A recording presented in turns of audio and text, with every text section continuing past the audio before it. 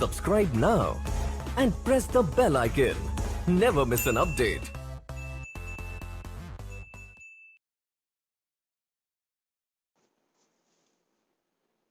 नमस्कार दोस्तों, मैं हूं डॉक्टर एपी सिंह अमृतसर से। आज हम बात करेंगे एक ऐसी मेडिकल प्रॉब्लम के बारे में। हम चर्चा करेंगे ऐसी तकलीफ के बारे में, ऐसी मेडिकल प्रॉब्लम के बारे में जिसका संबंध हमारी मेंटल हेल्थ से है, जिसकी जड़ें हमारे मन तक जाती हैं, हमारे मानसिक स्तर तक जाती हैं, हमारी मानसिक स्थिति पर निर्भर करती हैं। हम बात करेंगे सुसाइड के बारे में, यानी कि आत्महत्या, यानी कि सेल्फ मर्डर। ये एक ऐसा फैटल एक्ट होता है जिसके पीछे एक क्लियर इंटेंशन टू डाई होती है। बहुत बार ये इंटेंशन जो अपने आप को खत्म करने की, अपने आप को मारने की या मरने की इंटेंशन जाहिर होती है, तो कई बारी इतनी जाहिर नहीं होती। जिन लोगों में ये जाहिर नहीं होती या कम जाहिर होती है, उनमें पहचान लेना ही उनका इलाज है। हम बहुत सारी बातों पर बात करेंगे और इसके बहुत सारे आयाम डिस्कस करेंगे। उससे पहले, चूंकि ये एक ऐसी तकलीफ और ऐसी सफरिंग और ऐसी समस्या है जो कि फिजिकल तो है ही है, मेंटल है, सोशल भी है। इससे न सिर्फ उस फैमिली का नुकसान होता है, उस इंसान का नुकसान होता है, बल्कि सारे समाज पर इसका बहुत बुरा असर पड़ता है। तो बहुत ज्यादा जानना इसलिए जरूरी है क्योंकि इसकी जड़ें आमतौर पर उस चीज से जुड़ी हुई हैं जिसको हमारा समाज बहुत ज्यादा अहमियत नहीं देता। बिल्कुल ठीक समझा आपने।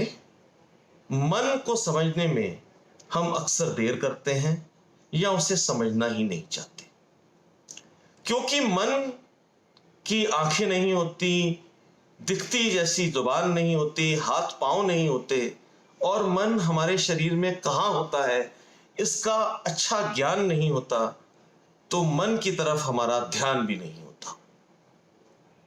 दिमाग भी मन नहीं होता।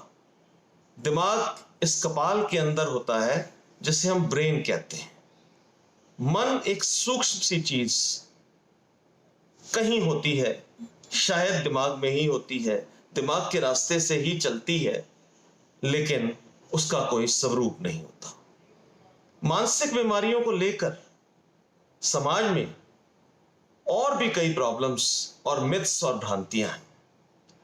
इससे पहले तो बहुत ही बुरी निगाह से देखा जाता है, एक टैबू है, एक स्टिग्मा है। ना सिर्फ इंसान खुद जब किसी मानसिक बीमारी से ग्रस्त होता है या कुछ निशानियां उसे दिखाई दे रही होती हैं, तो उनसे किनारा करता है, दूर रहने की कोशिश करता है, उसे डिस्कस नहीं करता, उसे जाहिर नहीं करता। फैमिली को अगर पता लग जाए तो वो भी इसे छुपाना चाहती है। सही मदद, चाहे दवाओं के रास्ते से, चाहे डॉक्टरी सलाह के रास्ते से, चाहे कोई साइकोलॉजिकल काउंसलिंग के रास्ते से, उस मरीज तक नहीं पहुंचती, जो कि बहुत ज्यादा जरूरी होती है। और बीमारी दिन ब दिन बदतर होती जाती है, क्वालिटी ऑफ लाइफ डिस्टर्ब होते होते बिल्कुल बेकार हो जाती है, उसके असर शरीर पर पड़ने लगते हैं। मरीज दिमागी मानसिक बीमार होते होते शारीरिक रूप से भी बीमार हो जाता है, और बहुत बारी तो फिजिशियंस के पास, हमारे पास फिजिकल इलनेस के साथ पहुंचता है और हमें कुरेदते कुरेदते वहां तक जाना पड़ता है जहां से वो चीज शुरू हुई होती है, यानी कि मन। सो दोस्तों, पहली बात कि मन की बीमारियां भी उसी तरह जरूरी हैं जिस तरीके से उन्हें पहचानना जरूरी है, जैसे हम आम बीमारियों की तरफ ध्यान देते हैं। ये कम नहीं होती। ये सुसाइड को ही ले लीजिए। अकेले अमेरिका में रोजाना 100 सुसाइड्स किए जाते हैं। करीब 12 सुसाइड्स हर 1 लाख लोगों के पीछे होते हैं अमेरिका में। कुछ जगह तो जैसे श्रीलंका है और भी कुछ जगहें हैं, वहां तो इससे दुगने भी होते हैं। कुछ कम भी होते हैं कई जगहों पर, जैसे ऑस्ट्रेलिया में, नीदरलैंड में। ये यूएसए से भी आधे पाए गए हैं। सो बहुत सारे हालातों पर, क्वालिटी ऑफ लाइफ पर भी डिपेंड करता है कि ये पर्टिकुलर तकलीफ कहां पर कितनी गिनती मिनती में है। बहरहाल ये तकलीफ हमारे लिए, जैसे हमने बात की, इसको रोकने के लिए सिर्फ रोका ही जा सकता है, क्योंकि इसका इलाज नहीं किया जा सकता। ये तो होती है और हो जाती है, तो इसका इलाज इसके बचाव में है। और बचाव का सिर्फ एक ही रास्ता है कि उस इंसान को पहले पहचान लिया जाए जो इस बीमारी की तरफ बढ़ रहा है, और फिर उसको कुछ ऐसे फार्माकोलॉजिकल या साइकोलॉजिकल इंटरवेंशंस दिए जाएं, ऐसी मदद दी जाए जिससे कि उसकी जान बचाई जा सके। तो दोस्तों, कैसे पहचाने उन लोगों को? कैसे हम समाज पहचाने उन लोगों को? कैसे माँ बाप पहचाने उन बच्चों को? कैसे बच्चे पहचाने उन माँ बाप को? कैसे दोस्त पहचाने अपने दोस्तों को? कैसे समाज पहचाने उस इंसान को जिसका मानसिक संतुलन इस तरीके से खराब हो रहा है कि वो आत्महत्या की तरफ अग्रसर हो रहा है? तो इस पहचान के मसले को मैंने 3 हिस्सों में बांटा है। पहला मुख्य हिस्सा है कि वो कौन से ऐसे मेजर रिस्क फैक्टर्स हैं जिसका संबंध सुसाइड से है। फिर मैं बताऊंगा आपको स्ट्रेसर्स के बारे में कि वो कौन से स्ट्रेसर्स हैं जो इंसान को इस भयानक स्थिति में पहुंचा देते हैं। और आखिरी हिस्से में मैं ये बताऊंगा कि इन सब को मिलाकर हमारे सामने बैठा हुआ इंसान क्या किसी तरीके की मदद के लिए पहचाना जा सकता है या उसे मदद की जरूरत है, उसके कौन कौन से लक्षण हैं, और उससे अगर हम बातचीत करें तो कैसे पहचाने कि उसके मन में इस बुरी चीज की कोई इंटेंट है, कोई इस चीज की इच्छा है, कोई विश है कि वो आने वाले समय में इसकी तरफ बढ़ रहा है। तो पहले आते हैं रिस्क फैक्टर्स पर। सबसे पहले समझ लीजिए कि सबसे बड़ा रिस्क फैक्टर है मेंटल इलनेस। ऐसा देखा गया है कि जो लोग सुसाइड करते हैं उनमें से 95% लोगों को पहले से ही कोई ना कोई मेंटल डिजीज होती है, मेंटल इलनेस होती है। देखिए, मेंटल इलनेस कोई चिंता नहीं है। मेंटल इलनेस मतलब एक ऐसी तकलीफ, ऐसी बीमारी जो इतना रूप ले चुकी है, चाहे वो किसी वजह से शुरू हुई हो, लेकिन इतना रूप ले चुकी है कि उसे डॉक्टर की जरूरत है, उसे काउंसलिंग की जरूरत है, उसे दवाओं की जरूरत है। 95% लोगों को पहले से यह बीमारी होती है। और हम सुनते हैं कि एक सुसाइड हो गई और हमें लगता ही नहीं था कि यह इंसान ऐसा कर सकता है। तो हमसे क्या गलती हुई है? हमसे गलती ये नहीं हुई कि हमने सुसाइड करने वाले इंसान को नहीं पहचाना। हमसे बड़ी गलती ये हुई है कि हमने उसके अंदर चलती हुई वो मेंटल डिजीज नहीं पहचानी जिसकी वजह से उसने सुसाइड के बारे में सोचा है। दोस्तों, वो कौन कौन सी बीमारियां हैं? इन 95% में से 80% से ज्यादा लोगों में मूड डिसऑर्डर देखा गया है, यानी कि कुछ डिप्रेशन देखा गया है। यानी डिप्रेशन यानी कि दिमाग की वो स्थिति जिसमें वो निचले भाव पर पहुंच जाता है, डिप्रेस्ड हो जाता है। बाकी 20% लोगों में कुछ गहरी बीमारियां जैसे शिजोफ्रेनिया, डिमेंशिया या डिलीरियम पाई जाती है, लेकिन 80% लोगों में सिर्फ डिप्रेशन, अलग अलग ग्रेड का डिप्रेशन होता है। डिप्रेशन क्या है? डिप्रेशन मन की वो स्थिति है जब मुझे कुछ अच्छा नहीं लग रहा, मुझे इंटरेस्ट नहीं आ रहा, मुझे जिंदगी खुशनुमा नहीं लग रही, मुझे जीना बहुत अच्छा आनंद नहीं दे रहा, मुझे नींद कम आ रही है, मैं सुबह जल्दी उठ जाता हूं और बहुत देर देर तक बिस्तर में ही रहता हूं, काम करने के बारे में सोचता बहुत हूं, करता बहुत कम हूं, कर नहीं पाता, शरीर साथ नहीं देता, डॉक्टर के पास चला जाता हूं, ताकत की दवाइयां खाता हूं, लेकिन यह नहीं समझ पाता कि इन सब चीजों के पीछे मेरा मन है जो मेरे शरीर को चलाता है और वो शरीर को चला नहीं पा रहा। बहुत से लोग जब मेरे पास इस तरीके की तकलीफ के साथ आते हैं तो जैसे मैंने पहले बताया, वो मुझे ये बताएंगे कि मेरा हाजमा ठीक नहीं है, मुझे सिर में दर्द है, मुझे पेट में दर्द है, और मैं भी अगर गहराई में ना जाऊं तो उनका फिजिकल एलिमेंट को ही एड्रेस करता रहूंगा, जबकि उसकी जड़ें उनके मन में है, उनकी मानसिक अस्थिरता में है। बहुत सारे लोग मुझे एक बहुत अजीब सवाल करते हैं, अगर मुझे डिप्रेशन हुआ है, अगर मुझे एंजाइटी हुई है तो मुझे एक फिक्र होगा। बिल्कुल सही है, एक फिक्र भी होगा।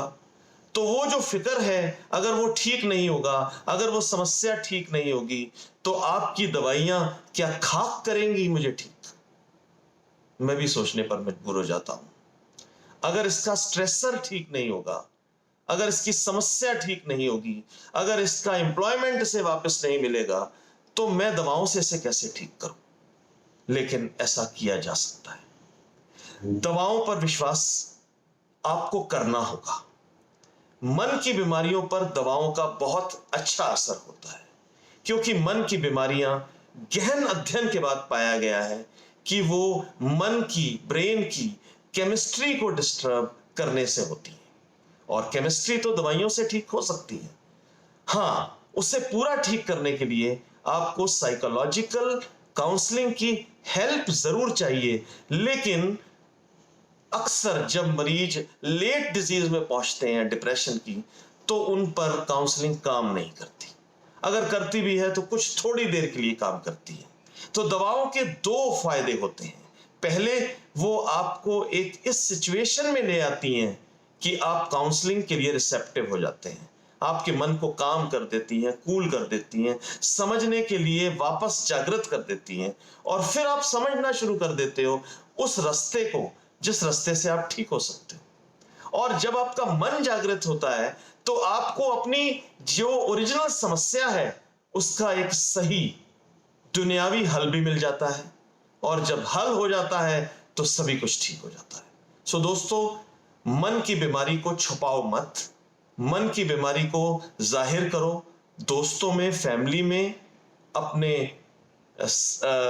जो अपना फैमिली में जो आपकी पत्नी है, पति है, आपके माँ बाप हैं, और भी कोई जो आपको मदद कर सकते हैं, उनमें अपनी प्रॉब्लम को शेयर करो, इस सोच के साथ कि अगर मुझे डॉक्टर की जरूरत होगी, अगर मुझे काउंसलिंग की जरूरत होगी तो ये काम करेंगी। तो इस विश्वास को पहले समझिए और इस मिथ को अपने से दिमाग से निकालिए कि साइकोलॉजिकल बीमारियां दवाओं से ठीक नहीं हो सकती, वो सिर्फ अपनी मन की ताकत को बढ़ाने से ही ठीक होगी। ये मानना सही है कि मन की ताकत को बढ़ाना होगा, लेकिन साथ साथ में, जैसे मैंने बताया, दवाओं का भी अपना एक काम है जो आपको इस स्थिति में लाता है कि आप अपनी बीमारी से सही तरीके से लड़ सकें। तो हम बात कर रहे थे कि डिप्रेशन सुसाइड में बहुत ज्यादा पाया जाता है और दूसरी बीमारियां भी पाई जाती हैं। इसके अलावा कौन कौन से और ऐसे फैक्टर्स हैं? तो इसके अलावा एक फैक्टर है उसका मैरिटल स्टेटस, उस पेशेंट का मैरिटल स्टेटस। उन लोगों में जो कभी शादी नहीं करते, वो लोग जिनके रिलेशनशिप डिस्टर्ब होते हैं, वो लोग जो डिवोर्स की कगार पर होते हैं या डिवोर्सी होते हैं, वो लोग जो विडो या विडोअर होते हैं, जो फैमिली में नहीं होते, जिनके घर में बच्चे नहीं होते, उन लोगों को सुसाइडल इंटेंट की तरफ झुकाव होना ज्यादा देखा गया है। और कौन लोग हैं? वो लोग जिन लोगों को पहले से कोई फिजिकल इलनेस होती है, इमोबिलिटी देखी गई है, जो बिस्तर पर होते हैं वो अपने आप को जिंदा रखना पसंद नहीं करते। डायलिसिस पर पेशेंट्स बहुत ज्यादा सुसाइड की तरफ इंक्लाइंड हो जाते हैं। नॉन एम्बुलेशन किसी भी तरह का, बिस्तर पर रहना, डिसफिगरमेंट, आपके शरीर की जो रूपरेखा है अगर आपको पसंद नहीं आती तो बहुत बार आप अपने आप से नफरत करने लगते हैं। सो डिसफिगरमेंट भी ऐसी चीज होती है जो एक रिस्क फैक्टर है। So physical factors, marital status, depression और अदर मेंटल डिजीज, ये इंपॉर्टेंट रिस्क फैक्टर्स हैं। और कौन कौन से रिस्क फैक्टर्स हो सकते हैं? सब्सटेंस अब्यूज, किसी ड्रग्स पर आपका आदी होना, एल्कोहल, बहुत ज्यादा क्वांटिटी में एल्कोहल डिपेंडेंस, एंटी सोशल आपकी पर्सनैलिटी, क्राइम की तरफ आपका झुकाव, ये भी एक रिस्क फैक्टर है।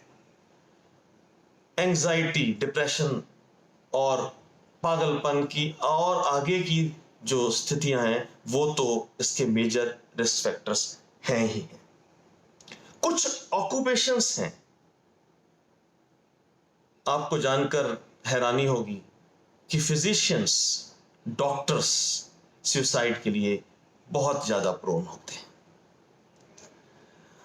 और जो लॉ मेकर्स होते हैं और जो लॉ एनफोर्सर्स होते हैं, उनमें भी सुसाइड ज्यादा देखा गया है। हायर सोशल स्टेटस सुसाइड का एक रिस्क है। कुछ क्लाइमेट भी ऐसे होते हैं जिनमें सुसाइड ज्यादा होते हैं। ऑटम और स्प्रिंग में, यानी कि मौसम के बदलाव के साथ आपकी मन की स्थिति बदलती है, उसकी केमिस्ट्री बदलती है, उसके साथ जुड़ी हुई बीमारियों का उतार चढ़ाव आता है। इसलिए शायद ऑटम और स्प्रिंग में सुसाइड्स को ज्यादा देखा गया है। एज एक बहुत इंपॉर्टेंट फैक्टर है। यंगस्टर्स में सुसाइड की गिनती बढ़ रही है। पहले मिडिल एजेड में ही ज्यादा होती थी, परंतु ओल्ड एज में भी यह समस्या बहुत पाई जाती है। ओल्ड एज में एक खास बात यह है कि जो लोग ओल्ड एज में सुसाइड अटेम्प्ट करते हैं वो लोग अक्सर इसको कारगर कर जाते हैं। यंगस्टर्स में अटेम्प्ट और सक्सेस का रेशियो काफी ज्यादा है। 25 बनस्पत 1, 25 अटेम्प्ट्स के बाद एक कंप्लीटेड सुसाइड सामने आता है यंगस्टर्स में, लेकिन एल्डर्स में ज्यादातर जो लोग अटेम्प्ट करते हैं वो लोग उसके अंत तक भी पहुंच जाते हैं। घर में पेट का ना होना भी एक रिस्क फैक्टर पाया गया है। बच्चों का ना होना एक रिस्क फैक्टर पाया गया है। तो ये कुछ रिस्क फैक्टर्स की हमने बात की। अब हम बात करते हैं वो स्ट्रेसर्स की, जो आपकी मन की स्थिति को अगर पहले से ही डिस्टर्ब है उसे एकदम खराब कर देती है। ये स्ट्रेसर्स हैं जैसे सेपरेशन, जैसे कहीं डिवोर्स हुआ, एक सडन सेपरेशन हुआ, रिजेक्शन हुआ, फेलियर हुआ, कोई अचानक ऐसी बीमारी हो गई जो डायग्नोज नहीं हो रही, जिसका हल नहीं निकल रहा, ये एकदम आपको स्ट्रेस दे सकती है, आपकी जो मेंटल डिजीज है उसको बढ़ा सकती है। अनएम्प्लॉयड हो गए अचानक, अनएम्प्लॉयमेंट एक स्ट्रेसर हो सकता है। अल्कोहल की तरफ अचानक ज्यादा झुकाव हो गया, कोई ड्रग्स की तरफ झुकाव हो गया, इवन कुछ आम दवाइयां जैसे कि मोटापे को कम करने की दवाइयां, बीपी को कम करने की दवाइयां, अंग्रेजी दवाइयां कुछ ऐसी हैं जिनमें पाया गया है कि वो सुसाइड के लिए स्ट्रेसर बन सकती है। तो इन सब चीजों को आपको जानना क्यों जरूरी है? क्योंकि आपके सामने एक घटनाक्रम में सब कुछ होता होगा। जैसे कहते हैं ना कि पहले से ही पहचान लीजिए, लक्षण थोड़े से ही मिले तो अगर पहचान लें, बड़ी आवाज आपको सुनाई दे, छोटी सी अगर आपको घंटी सुनाई दे और उसको आप बड़ी आवाज करके समझें, तभी आप सुसाइड को अवॉइड कर सकते हैं। तो अगर आप रिस्क फैक्टर्स को जानेंगे, स्ट्रेसर्स को जानेंगे, मनोस्थिति को समझेंगे अपनी या अपने किसी खास या आम की, तो आप समझ पाएंगे कि इसको मदद की जरूरत है। अब इसके बाद हम आते हैं इसके इलाज पर। तो मैंने पहले ही बताया इलाज नहीं है, ये तो हो जाता है। इलाज कहां से लाएं? प्रिवेंशन में ही इलाज है।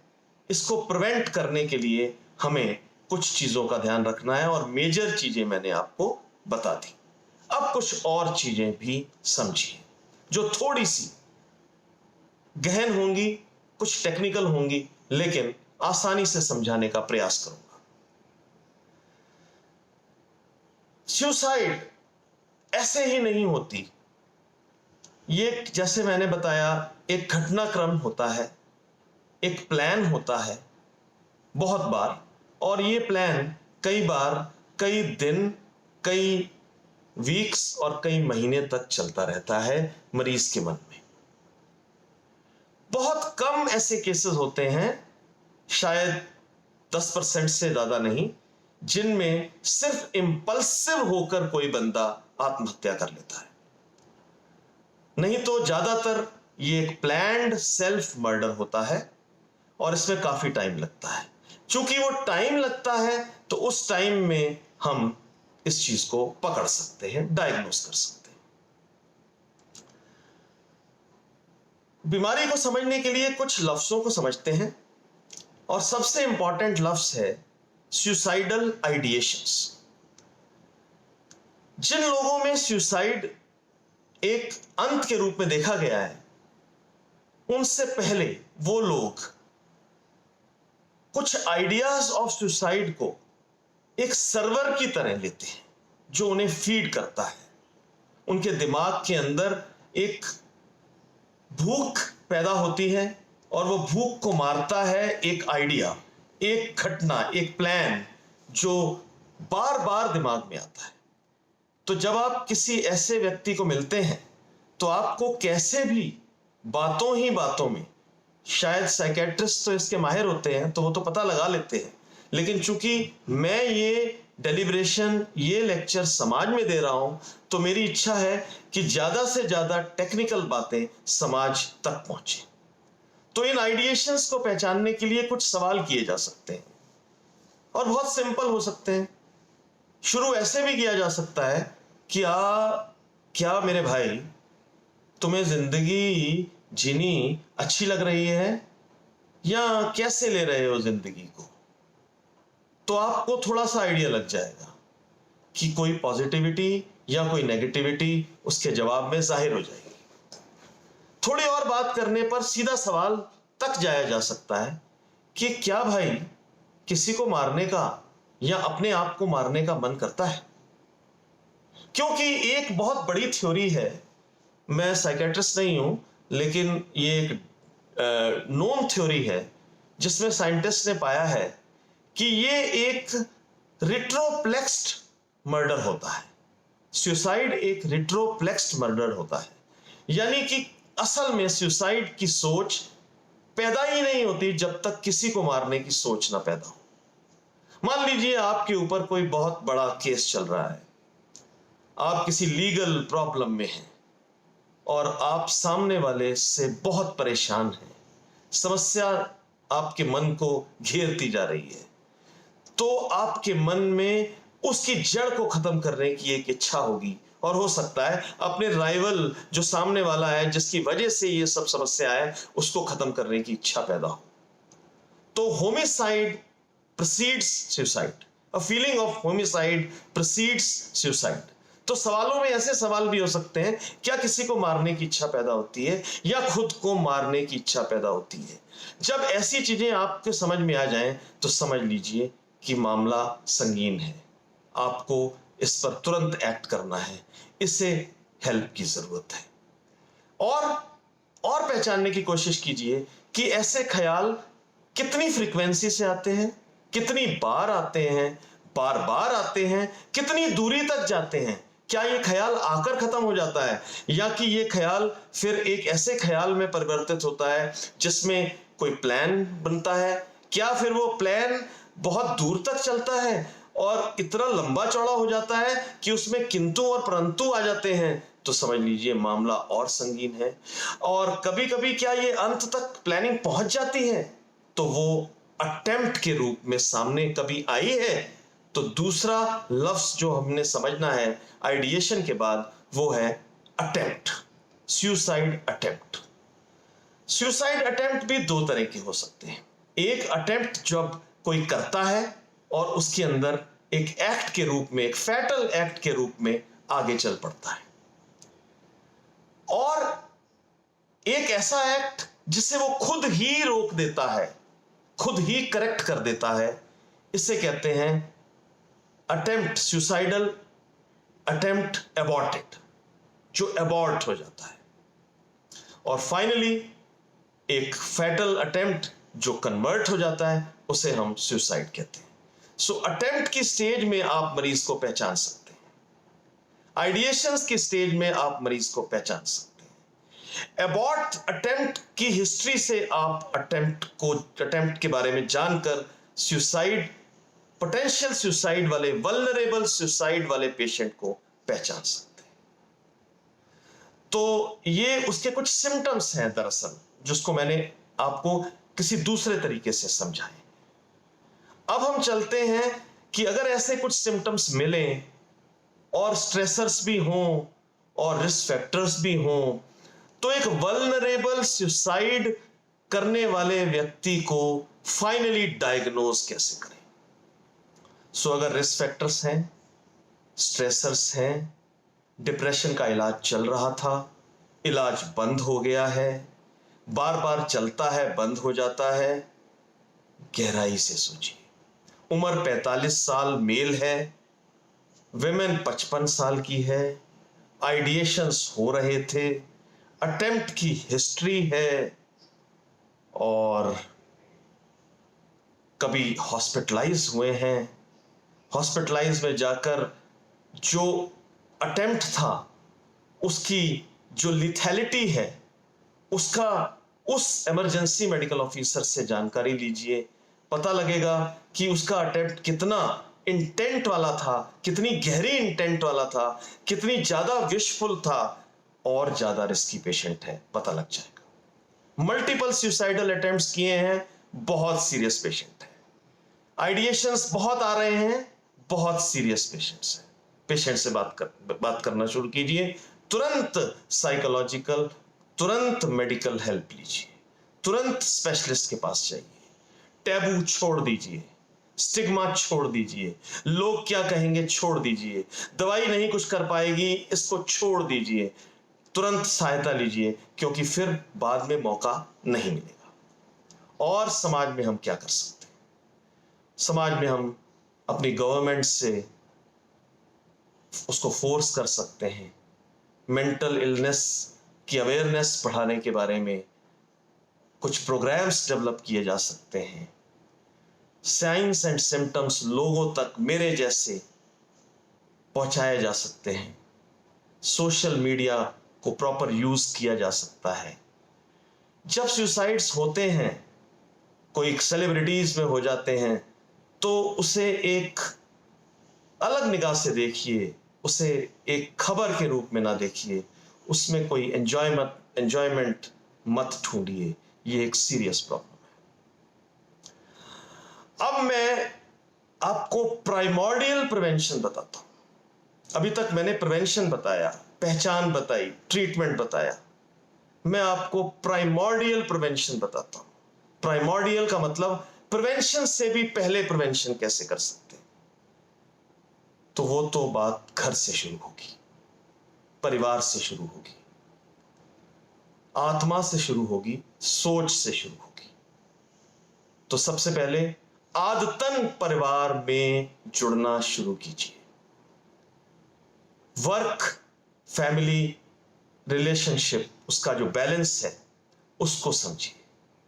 जिंदगी जीने के लिए आए हैं, जिंदगी काम करने के लिए ही नहीं आए हैं।